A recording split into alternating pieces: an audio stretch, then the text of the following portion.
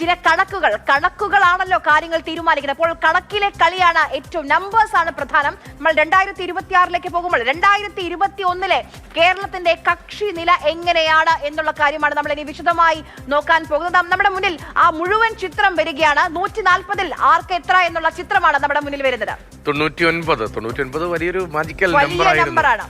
വലിയ മാജിക്കൽ നമ്പറാണ് 140 99 എന്നത്. ഓരോ ഉപതെരഞ്ഞെടുപ്പ് വന്നപ്പോഴും ഞങ്ങൾ സെഞ്ചുറി അടിക്കുമെന്ന് ആത്മവിശ്വാസം ഉണ്ടായിരുന്നു, പക്ഷെ അതുണ്ടായില്ല. അത് ആ സെഞ്ചുറിയിലേക്ക് എത്താൻ പക്ഷെ കഴിഞ്ഞില്ല. 140 മണ്ഡലങ്ങളാകെ 140 നിയമസഭാ മണ്ഡലങ്ങൾ, അതിലെ മാജിക്കൽ നമ്പർ, മാജിക്കൽ നീക്കങ്ങൾ നമ്മൾ പല വിധത്തിൽ കണ്ടിട്ടുണ്ട്. 99 എന്ന ഏറ്റവും ഹ്യൂജായ വലിയ, കേരളത്തിന്റെ ചരിത്രത്തിൽ ഏറ്റവും വലിയ നമ്പർ അല്ലെങ്കിലും അത്തരം ആ നമ്പറുകളുടെ കൂട്ടത്തിൽ കൂട്ടാൻ കഴിയുന്ന വലിയൊരു റെക്കോർഡായിരുന്നു കഴിഞ്ഞ 2021 ഒരു കോവിഡ് സാഹചര്യത്തിൽ LDF അനുകൂലമായി ഉണ്ടായത്. UDF 41 സീറ്റിലേക്ക് ചുരുങ്ങിപ്പോയി.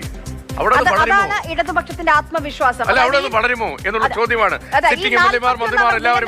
വേണം ഈ കാണുന്ന 41 UDF അതേപടി നിലനിർത്തണം. അതോടൊപ്പം തന്നെ നമ്മൾ നേരത്തെ കണ്ട ആ 99 30 എണ്ണം ഇങ്ങ് പിടിച്ചെടുക്കുകയും വേണം. ഈ 140 ഭൂരിപക്ഷം, കേവല ഭൂരിപക്ഷം കിട്ടി ഇത്തവണ അധികാരത്തിൽ. അതാണ് ആ ഇടതുപക്ഷം ഒരു എക്സിറ്റ് പോളുകൾ വന്നു കഴിഞ്ഞിട്ടും കോൺഫിഡൻസ് കാണിക്കുന്നത് ഈ കണക്കുകൾ വെച്ചാണ്. കണക്കുകൾക്ക് ഒന്നും വലിയ പ്രസക്തിയില്ല. അത് കേരള രാഷ്ട്രീയം പലതവണ കണ്ടിട്ടുള്ളതാണ്. 2001 പ്രത്യേകിച്ചും UDFന്റെ ഏറ്റവും വലിയ ബെറ്റർ പെർഫോമൻസ് സമീപകാലത്തുണ്ടായത് 2001 AK ആന്റണിയുടെ കേരള യാത്ര. അന്ന് അദ്ദേഹം ഈ കഴുത്തിൽ ആരോഗ്യ പ്രശ്നമുള്ളതുകൊണ്ട് കോളറൊക്കെ വെച്ചിട്ടാണ് കേരള യാത്ര നടത്തിയത്. അംബാസഡർ കാറിൽ കേരളമാകെ യാത്ര ചെയ്ത് വലിയ തരംഗമുണ്ടാക്കി 100 സീറ്റിലേക്ക് 99. പിന്നെ +1 കഴക്കൂട്ടത്തായിരുന്നു. അന്ന് വിമതനായി മത്സരിച്ച് MA വാഹിദ് കൂടി ജയിച്ചു 100 സീറ്റ്. ആ 100 സീറ്റിലേക്ക് UDF എത്തുമ്പോൾ അത്രയും വലിയ സ്വപ്നം UDF നേതാക്കൾക്കുണ്ടോ എന്ന കാര്യം അറിയില്ല. 100+ പറഞ്ഞു പ്രതിപക്ഷ നേതാവ് തന്നെയാണ്.